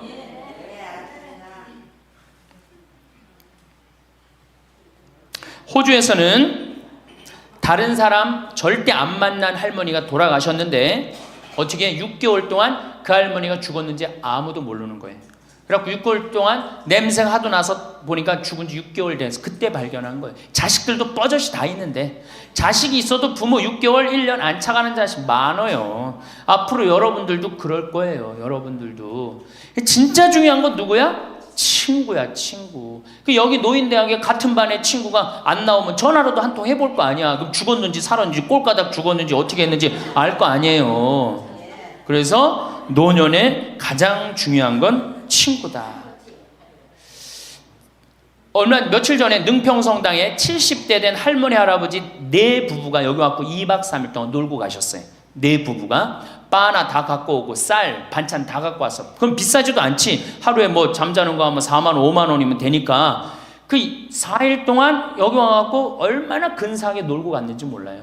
그러니까 가능한 한 집에서 자주 벼야 돼, 집을.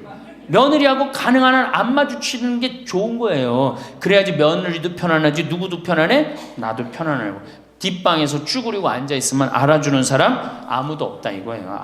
아무도 없어요. 그래서 뒷방에서 쭈그리고 앉아갖고 방 출입하지 않으면은요, 그렇게 뒷방에 깜깜하게 있으나 관 속에 깜깜하게 있으나 똑같은 거예요. 살아도 살아있는 게 아니란 말이에요. 그 살아있으려면 멋있게 살아있어야 될 거 아니야.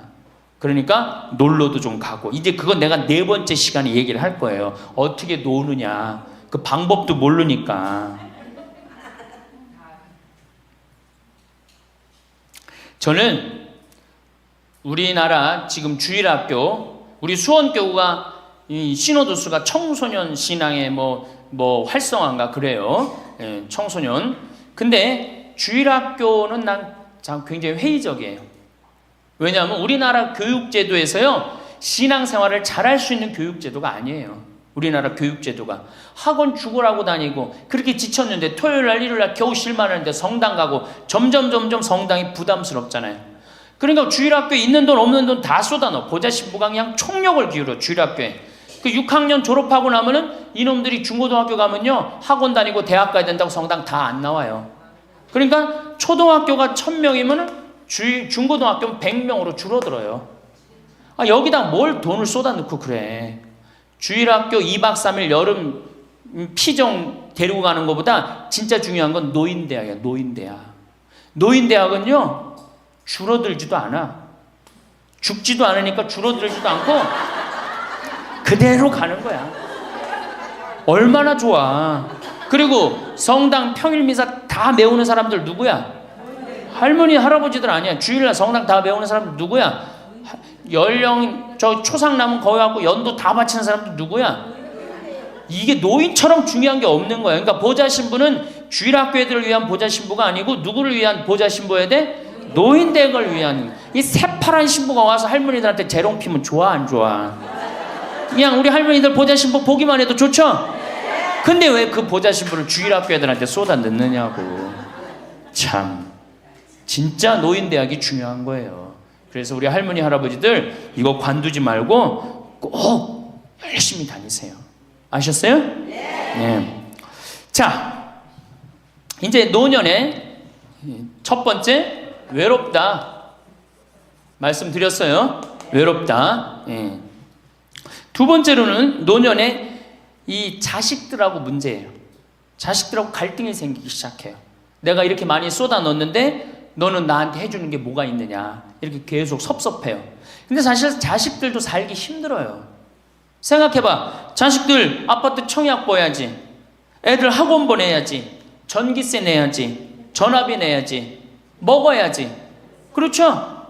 그 자가용 타고 다니면 요즘 기름값 올라가면 기름값 내야지. 아프면 또 저기 뭐 병원 가야지. 대충 따져보니까 한 달에 최소한 라면만 먹어도요 150만 원에서 180만 원이 들어가요. 그럼 나 먹고 살기도 힘든데 죽지도 않는 어머니 아버지 오랫동안 계속 잘 모실 수 있어요? 잘 모실 수가 없어요. 그걸 바라는 것도 사실은 미안한 거예요. 그러니까 이제는 내가 나이가 70이 됐다 그러면은 자식은 자식, 내 인생은 내 인생, 서로 분리해서 사는 거예요. 내가 늙어서 자식한테 기대서 자식한테 피해 안 주는 게 결국은 누구 도와주는 거야? 자식 도와주는 거예요. 혹시 여기 할머니 할아버지들 중에, 할머니들 중에 내가 그런 의식이 있다, 내가 늙어서 자식한테 호강을 받아야 되겠다, 이런 의식이 있으면 빨리 버리세요. 이제 나 혼자 내 인생 살아가야 된다. 그게 가장 중요한 생각이에요. 그래야지 나중에 자식도 부모한테 계속 사랑을 할 수가 있어요. 가기만 하면 원망하고, 이번 추석 때도 그런 사람들 많을 거야. 많이 싸웠을 거야. 응? 옆집 할망구는 아들이 와갖고 냉면도 사주고 갈비도 사줬다는데 나는 큰아들이 사줄래나 둘째 아들이 사줄래나 막내딸이 사줄래나, 근데 나한테 사주는 놈 한 놈 없다. 그러면 자식들이 지겨운 거예요. 하루 이틀 그 소리 하는 것도 아니고. 나는요 냉면 먹고 싶으면요 내 돈 주고 내가 가서 사 먹어요. 냉면 먹고 싶은 거 누구만 알아? 내가 지금 냉면 먹고 싶은 거 누구만 알아? 나만 아는 거야. 나만 아니까 누가 나한테 사줘야 돼? 내가 나한테 사줘야 되는 거야. 내가 나한테. 누구한테 그걸 사주기를 원해? 70, 80이 돼서. 그래서 제발 재산, 집 자식한테 물려줄 생각하지 말고 집 은행에 담보로 맡기고 다 쓰다가 통장에 얼마만 남기고 주고? 이제 교육의 효과가 나옵니다. 500만 원만 남기고 죽어요. 모자라는 거는 뭘로 충당하면 돼? 부조금으로 충당하면 돼. 그 죽을 땐 어떻게 죽어? 꼴가닥 죽으면 돼요.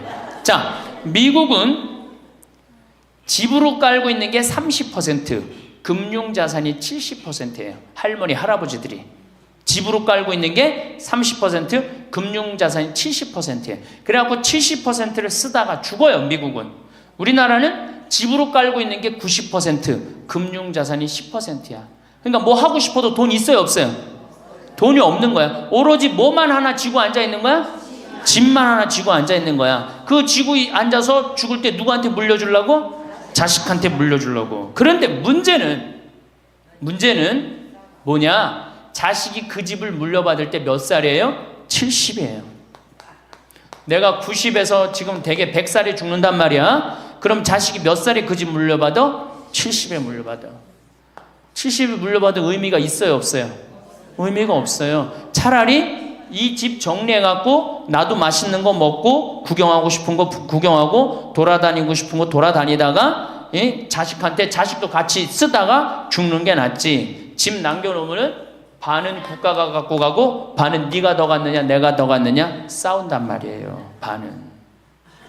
우리 어머니 아버지를 제가 작년에 성지순례를 모시고 왔어요.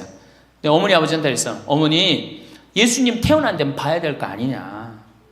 아버지 이 교황님 사는 베드로 성전은 봐야 될 거 아니야. 그렇게 신앙생활을 했으면은.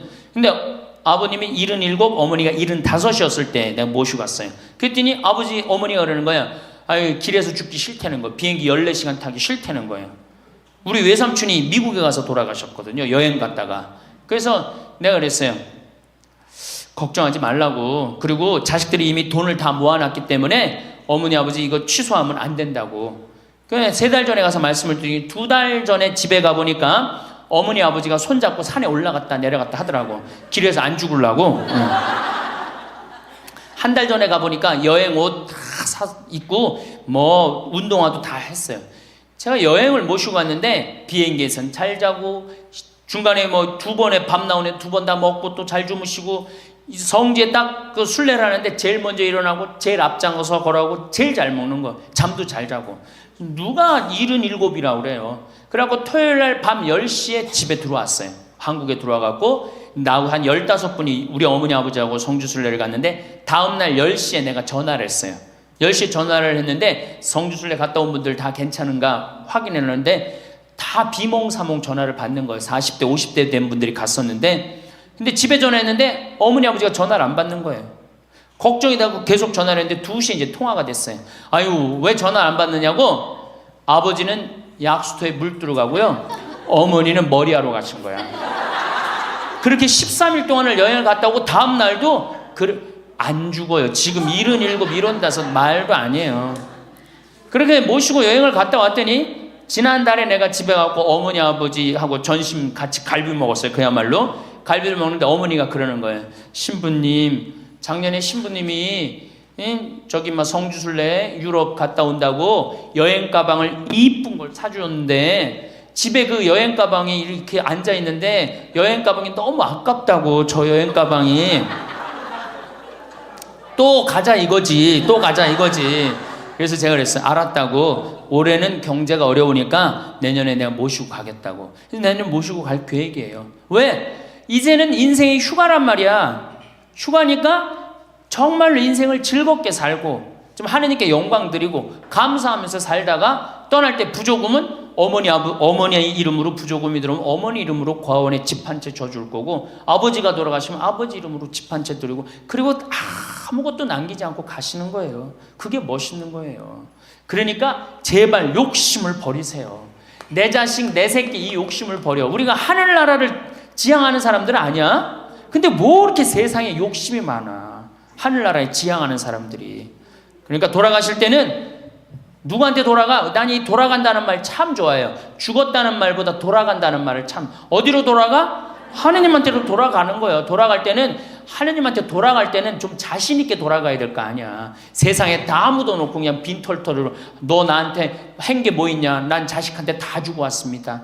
하느님 내가 고아원 아이들 정말로 정말 엄마 아버지 없는 아이들을 위해서 집 한 채 져주고 왔습니다. 나보다 훨씬 더 불쌍한 할머니 할아버지들 위해서 집 한 채 져주고 왔습니다. 이게 나요? 내가 자식한테 물려주는데 국가가 반 갖고 가고 자식이 갖고 싸웁니다. 지금 이게 나요? 어느 게 나요? 이렇게 얘기해도 집에 가보면은 말짱 노름목이에요. 자, 그래서 우리 할머니들 제발 내가 자식한테 집 물려준다는 생각하지 말고 그거 아까 조사해보니까 4억에서 5억 정도 한다며요. 내일 집에 돌아가면 바로 은행에 가세요. 응? 그래갖고 바로 은행에 잡혀갖고 한 달에 2억이면 20년 쓸 수 있어요. 한 달에 200만 원. 그러니까 100만 원씩. 한 달에 100만 원이면 쓸만해 안 쓸만해요? 쓸만하죠? 예, 그건 뭐 내가 이제 다음 시간에 말씀을 드릴 거예요.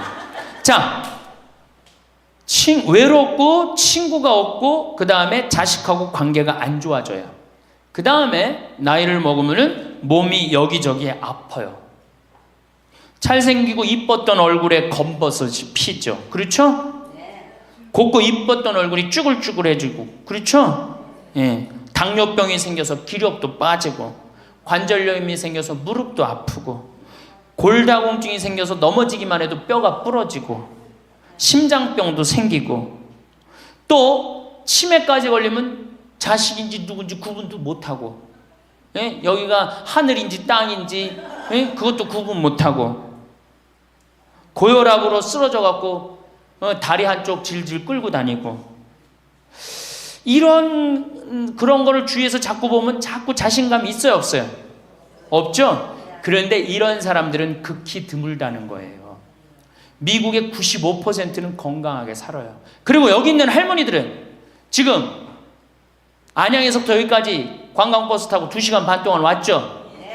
그러니까 여기 있는 할머니들은 적어도 100살까지 전혀 문제없이 살 할머니들이에요. 100살까지. 왜? 지금 근력은 100살까지 관리만 잘하면 100살까지 산단 말이에요. 관리만. 그리고 살다가 죽을 때는 어떻게 죽을 수 있는 가능성이 많은 할머니들이야? 꼴까닥 죽을 수 있는 가능성이 많은 할머니들이에요. 자, 그러니까 할머니들이 이제 운동을 잘 하셔야 돼요. 그냥 늙었다고 난 늙었다 이걸로 끝나는 게 아니에요. 우리 할머니들, 며느리들한테 섭섭한 할머니들 많죠? 100명이면 99명이 며느리한테 섭섭해요. 100명이. 맞죠? 네. 아유, 솔직해네. 비산동 할머니들이. 왜 내가 100명이면 99명이 며느리한테 섭섭하냐면, 내가 고해성사를 들어보면요, 내가 비산동에 있을 때 16,000명이었지, 교우들이. 고해성사 무지하게 많이 들어봤어요. 할머니들이 오면 고해성사의 100%가 다 며느리 욕이에요. 며느리 욕. 뭐 며느리가 얼마나 못되게 한 거 뭐 다 얘기해요. 그럼 내가 뭐라고 그래? 할머니, 요새 젊은 것들이 버릇이 없어서 예의 없이 자라서 그러니까 할머니가 이해하라고. 할머니 며느리만 그런 게 아니라 다 그렇다. 예. 그럼 며느리들은 들어오면 나한테 뭐라고 고해성사할 것 같아? 시어머니 때문에 미치겠다고 그러는 거예요. 시어머니 때문에.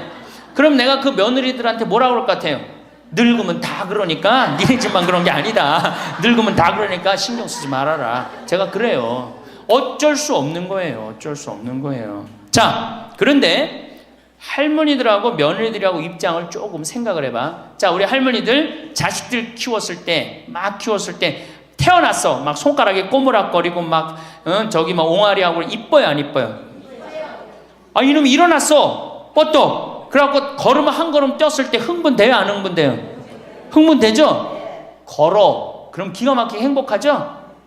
그 행복은 아마 생각해봐. 기가 막히게 행복했을 거야. 거기다 엄마라고 그래봐. 어때요? 막 죽지, 엄마라고 그러면은. 막 죽어, 엄마라고 그러면은. 거기다가 이제 애가 가방 들고 막 학교 갔다가 뛰어왔다 하고, 아, 이놈이 키가 중학교, 고등학교 됐는데 나보다 더 커져. 뿌듯해요, 안 뿌듯해요? 이게 키우는 맛이요, 보통 큰 맛이 아니에요. 그런데 반대로 입장을 바꿔놓고 이제 생각을 해보면, 우리 어머니가 70이 됐어. 문을 열고 나오면은 아이고 그런단 말이야. 부모는 자식을 키우는 재미에 정말로 푹 빠져있지만, 자식은 부모가 죽어가는 걸 본단 말이야. 얘야 눈이 좀 안 보인다. 보니까 백내장이 걸렸어. 눈이 또 났더니 얘야 무릎이 아프다. 그러니까 무릎에 여기 그냥 저기 물렁뼈가 다 없어졌고 그 뼈 수술해줬어. 그러니까 문 열고 나오면 아이고 좋아질 가능성이 있어요? 점점 나빠져요? 점점 죽어가는 걸 보는 거예요. 누가 더 기쁠 것 같아? 자식을 키울 때가 기쁠 것 같아? 죽어가는 부모를 보는 게 기쁠 것 같아요? 여기는 안타까움, 짜증, 의무감 이런 게 들었어. 여기는 기쁨이 있고. 그러니까 우리 할머니들 자식들한테 나한테 왜 이렇게 섭섭하게 하나 원망할 필요가 없어요. 그 죽어가는 걸 보는 건 그 슬픈 거예요. 그 외로운 거예요. 이게 정말 좋은 건 뭐야? 그 모습을 자식한테 안 보이는 거예요. 따로 떨어져서 사는 게 제일 좋은 거예요. 따로 떨어져서 사는 게. 그러니까 제발 같이 살 생각 좀 하지 마세요. 자식한테 뭐 의지하고 기대하고 산다. 지금부터 피눈물 나는 이야기를 하겠습니다. 제가 평택에서 알고 있던 할머니 한 분이 옛날에 과학 선생님을 했어요. 이 할머니가 나이가 82살인데 글쎄 75살 되던 해에 아들이 꼬신 거예요. 어머니가 살던 아파트 팔고 내가 사는 아파트 팔아서 50평짜리 아파트를 사자. 그래서 75살 먹은 할머니가 그런 생각을 했대. 내가 살면은 얼마나 사나. 살면 얼마나 사나. 여기 혹시 나는 살면 얼마나 사나 그런 생각 하시는 분들 손 들어보세요. 절대 그런 생각하지 마세요. 안 죽어.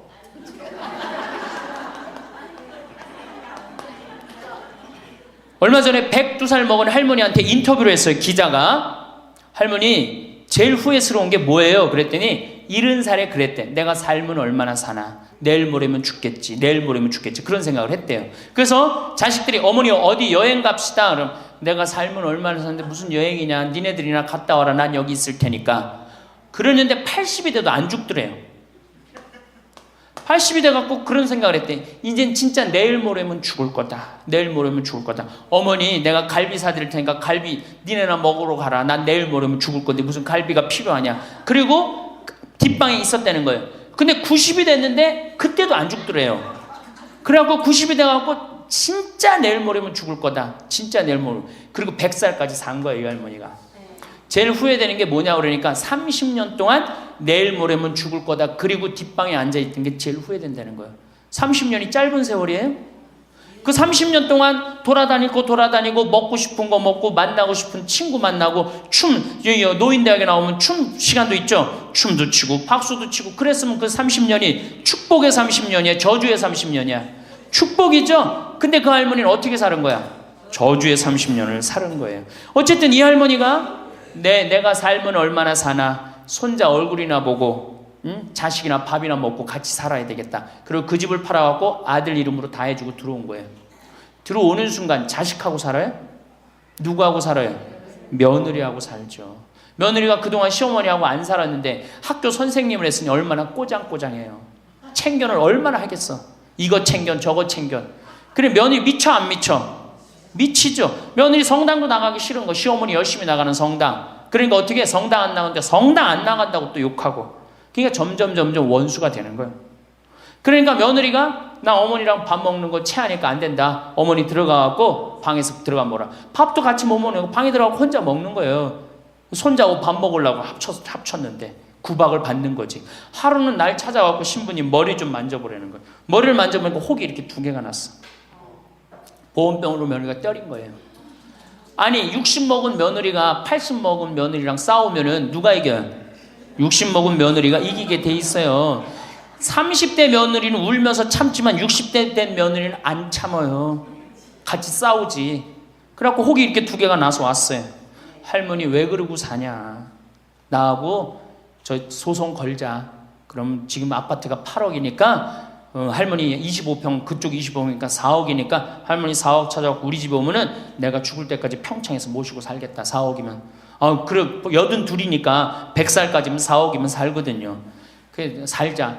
그래갖고 나하고 고소장을 다 썼어요. 학교 선생님이라 얼마나 잘 썼는지 몰라. 그래갖고 재판 날짜를 이제 잡아갖고 변호사 다 해갖고 보냈어. 재판이 지나고 났는데 일주일이 돼도 안 나타나고 2주일이 돼도 안 나타나는 거야. 한 달 만에 성당에 나타났어. 제가 할머니 어떻게 된 거냐 그랬더니 재판하는 날 아들이 무릎 꿇고 어머니 재판 취하해 좀 내가 잘 모시겠다고. 그래서 취하를 했다는 거예요. 그게 취하를 한 거. 그래 할머니 그럼 나한테 뭐야 나를 나쁜 놈으로 만들었느냐. 자식 욕하고 며느리 욕하게 만들었느냐. 신부님 자식 이기는 부모 어디 있느냐고. 자식이 잘하겠다는데 어떻게 내가 그거를 우기느냐고. 이미 80 넘어서 자식 아니에요. 왼수예요 왼수. 그래갖고 할머니 이제 자식한테 맞고 살던 나한테 찾아오지 말아라. 3달 됐는데 새벽에 전화가 왔어. 신부님 저 마리아예요. 그래서 어떻게 된 거냐 할머니 왜 성당 요새 안 나타나느냐 그랬더니 그 집에 사는 게 너무 괴로워서 스스로 전라도에 있는 양론에 들어간 거예요. 자식한테 재산을 주면 3가지를 잃어버려요. 첫 번째 자식을 잃어버려요. 2번째 본인의 인생을 잃어버려요. 3번째 재산을 잃어버려요. 그러니까 우리 할머니들은 자식도 안 잃어버리고 인생도 안 잃어버리고 재산도 안 잃어버리려면 어떻게 해야 돼? 자식하고 따로 내가 가지고 있는 은행에 가서 담보로 넣고 그거 쓰다가 다 쓰다가 죽는 게 제일 좋은 거예요. 자식한테 피해 안 주고. 그러면은 신부님 나 늙어서 죽을 때 어떻게 해? 늙으면은 남들이 알아서 해주겠지 이런 생각한단 말이야. 그래서 내가 항상 하는 얘기가 거지 근성을 버려라. 남들이 뭘 알아서 해줘. 나 늙은 나를 누가 책임져줘? 누가 책임져야 돼? 내가 책임져야 돼요. 그래서 내가 공부하고 내가 따라다니면서 배워야 돼. 그래서 60부터 64살까지 정규학교를 다녀야 돼. 이런 거 배우는 거. 근데 우리나라가 이 정규학교가 없는 게 너무너무 안타까운 거예요. 자, 그러면은 지금 시간이 없으니까 내가 아까 아주 얘기하던 거. 자, 그러면 자식들한테 어떻게 서름을 받느냐? 처음에는 무관심해요. 늙은 부모한테 무관심해. 밥을 먹거나 말거나 전심을 뭘 먹었는지 반찬을 뭘 먹었는지 우리 어머니가 노인정을 어디 나가는지 몰라. 무관심이야. 무관심. 요거는 중요하니까 다음 시간에 합시다. 이거 그냥 스쳐 넘어가면 안 될 것 같아. 제대로 다음 시간에 얘기 노년에 자식들한테 어떻게 구박을 받는지 구체적으로 얘기를 하고 다음 시간에 우리 얘기하는 걸로 하겠습니다. 예, 감사합니다.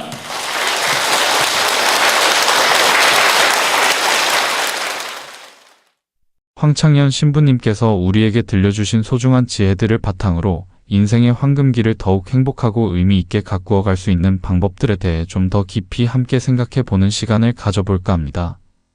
신부님의 통찰은 우리 삶의 중요한 전환점에서 따뜻한 등불이 되어줄 수 있다고 생각합니다. 첫째로 신부님의 말씀을 다시금 떠올려보면 현대 사회는 우리에게 이전 세대와는 비교할 수 없을 만큼 긴 노년의 시간을 선물로 주었습니다. 이 늘어난 시간을 단순히 남은 시간으로 여기기보다 새롭게 주어진 기회의 시간으로 바라보는 것은 어떨까 합니다. 과거에는 생업과 자녀 양육에 집중했다면 이제는 오롯이 자신을 위한 시간, 평소 꿈꿔왔지만 미처 시도하지 못했던 일들을 펼쳐볼 수 있는 소중한 기회로 삼아 이전과는 다른 우리만의 풍요로운 인생 후반전을 적극적으로 설계해보는 일에 대해 함께 고민해보면 좋겠습니다. 마치 인생이라는 책에 흥미진진한 다음 장을 직접 써내려가듯 앞으로 펼쳐질 20년, 30년을 위한 구체적인 목표와 계획을 세우는 것은 그 자체로 큰 설렘과 활력을 가져다 줄 것입니다. 둘째로 노년기에 찾아올 수 있는 큰 그림자 중 하나로 신부님은 외로움을 자주 언급하십니다. 이 외로움을 지혜롭게 다스리고 삶의 기쁨으로 전환시키는 방법으로 마음을 터놓고 나눌 수 있는 친구들과의 깊은 유대가 얼마나 중요한지 다시 한번 깊이 생각하게 됩니다. 물론 가족도 더없이 소중한 존재이지만 비슷한 인생 경험과 감정을 공유하는 동년배 친구들과의 교류에서 오는 정서적 지지와 위안은 노년의 행복에 빼놓을 수 없는 요소입니다. 그래서 복지관이나 경로당, 노인대학, 혹은 다양한 취미, 동호회나 자원봉사활동 등에 적극적으로 참여하며 새로운 관계를 만들고 오랜 친구들과의 만남도 더욱 소중히 가꾸어 나가는 것이 좋다고 많은 이들이 이야기합니다. 또한 새로운 친구를 사귈 때는 열린 마음으로 먼저 다가가고 상대방의 이야기를 경청하는 자세가 중요하며 이러한 노력들이 모여 삶을 더욱 풍요롭게 만들 것입니다. 자녀를 따라 익숙한 생활 터전과 소중한 친구들을 떠나 낯선 환경으로 거처를 옮기는 것은 그래서 더욱 신중한 고민과 준비가 필요한 부분입니다. 셋째로 자녀들과의 관계에 대해서도 새로운 관점과 지혜로운 접근이 필요하다는 것을 신부님의 말씀을 통해 깨닫습니다. 이제는 자녀에게 모든 것을 기대고 의존하기보다는 부모로서 독립적이고 활기찬 모습으로 자신의 삶을 주체적으로 살아가는 것이 우리 자신에게도 그리고 자녀들에게도 더 긍정적인 영향을 줄 수 있다는 점을 함께 생각해 봅니다. 스스로 행복을 창조하고 만족스러운 노년을 보내는 부모의 모습은 자녀에게 정신적인 부담 대신 오히려 존경과 사랑의 마음을 불러일으킬 수 있습니다. 또한 재산 문제에 있어서도 모든 것을 미리 자녀에게 넘겨주기보다는 우리 자신의 안정되고 품위 있는 노후 생활과 개인적인 즐거움을 위해 충분한 부분을 계획적으로 확보하는 것이 얼마나 현명하고 중요한 일인지 되새겨 보아야 합니다. 이러한 경제적 자립은 노년의 자존감을 지키는 든든한 버팀목이 되며 자녀와의 관계에서도 불필요한 갈등을 예방하는 데 도움이 될 수 있습니다. 넷째, 행복하고 활기찬 노년의 가장 기본적인 조건은 역시 건강이라는 점을 아무리 강조해도 지나치지 않습니다. 신체적인 변화를 자연스러운 과정으로 받아들이면서도 이에 너무 위축되거나 방치하기보다는 꾸준한 자기 관리와 예방적 노력으로 건강을 적극적으로 돌보는 것이 중요하다고 수많은 전문가와 신부님께서도 강조하십니다. 걷기나 수영, 가벼운 체조나 근력 운동 등 자신에게 잘 맞고 즐겁게 지속할 수 있는 활동을 찾아 규칙적으로 실천하는 생활 습관의 중요성을 다시금 생각합니다. 이와 함께 나는 오늘도 건강하고 활기차게 살아갈 수 있다는 긍정적인 마음가짐과 더불어 일상의 작은 것들에도 감사할 줄 아는 태도, 그리고 사소한 일에서도 기쁨과 즐거움을 발견하려는 여유로운 마음은 정신 건강을 위한 더없이 좋은 영양제가 될 수 있습니다. 스트레스 관리 기법을 배우거나 명상, 자연과의 교감 등을 통해 마음의 평온을 찾는 노력도 건강한 노년을 위해 매우 유익합니다. 다섯째, 배움에는 나이가 없다는 평범한 진리를 신부님의 말씀을 통해 더욱 특별하게 되새겨봅니다. 실제로 60을 넘어서도 혹은 70, 80이 되어서도 새로운 지식이나 기술을 배우고 도전하는 것은 메마르기 쉬운 일상에 큰 활력과 샘솟는 기쁨을 더해줍니다. 과거에는 시간이나 여러 여건이 허락하지 않아 배우지 못했던 것들, 예를 들어 평소 관심 있던 외국어나 악기 연주, 컴퓨터나 스마트폰 활용법, 미술이나 서예, 인문학 강의 등의 용기를 내어 도전해보는 것은 어떨까 합니다. 이러한 배움의 과정은 단순히 지식을 습득하는 것을 넘어 뇌 기능을 활성화시켜 치매 예방에도 긍정적인 영향을 미치고 새로운 목표를 성취함으로써 얻는 만족감과 자신감은 삶의 질을 한층 높여줍니다. 또한 배움의 터전에서 비슷한 관심사를 가진 새로운 친구들을 만나는 소중한 사회적 연결의 기회가 되기도 합니다. 여섯째, 가족관계, 특히 성인이 된 자녀의 배우자, 즉 며느리나 사위와 같은 새로운 가족 구성원과의 관계에서는 서로의 입장과 감정을 깊이 헤아리고 존중하려는 성숙한 마음가짐이 중요하다고들 합니다.